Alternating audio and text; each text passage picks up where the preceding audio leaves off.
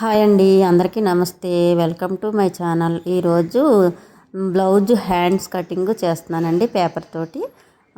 ముందుగా 4 మడతల మీద paper fold చేసుకోవాలండి. చూసుకొని మనము పొడవు, చేతి పొడవు లూజు చూసుకోవాలి. లూజు కాడ నుంచి సంక డౌన్ వరకు ఒక మార్కు పెట్టుకోవాలండి. అలాగే 2 అంగుళాలకి మనం ఖర్చు పెంచుకొని డ్రాయింగ్ వేసుకోవాలి.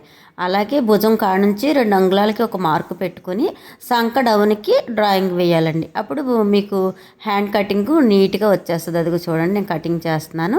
ఎక్స్ట్రా ఖర్చులకు తీసుకున్నాం కదండి, అక్కడ డ్రాయింగ్ వేసుకున్నాం. అక్కడ మనం డాట్స్ పెట్టుకోవాలండి. డాట్స్ పెట్టుకుంటే మనకి క్లియర్గా తెలుస్తుంది. ఆ డాట్ కాడ నుంచి హ్యాండ్ ఫ్రంట్ పార్ట్కి లైట్గా లోతు తీసుకోవాలండి. 1 ఇంచుకి డ్రాయింగ్ వేసుకుంటే కరెక్ట్గా చూడండి. నేను హ్యాండ్కి ఫ్రంట్ పార్ట్, బ్యాక్ పార్ట్కి మీకు హ్యాండ్ పెట్టి చూపిస్తున్నాను. కరెక్ట్గా వచ్చేస్తుందండి.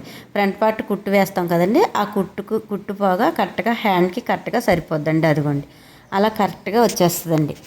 అలాగే ఇప్పుడు షేప్ బెల్ట్ కట్ చేసుకుందామండి. షేప్ బెల్ట్కి 3వ ఉక్స్ కాడ నుంచి మనం కొలుచుకుంటే 3 అంగుళాలు 2 అంగుళాలన్నర వస్తుందండి. అలాగే ఖర్చుల వైపు కూడా 2 అంగుళాలు వస్తుంది.